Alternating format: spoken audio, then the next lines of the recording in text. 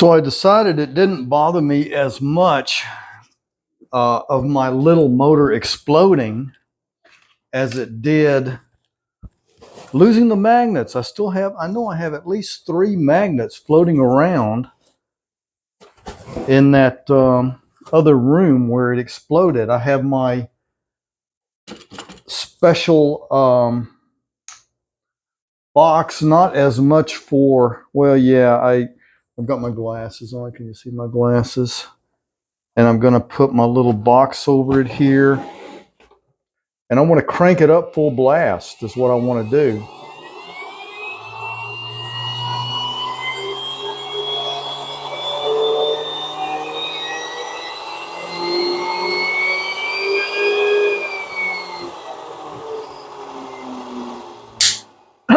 That is just absolutely terrifying, to tell you the truth.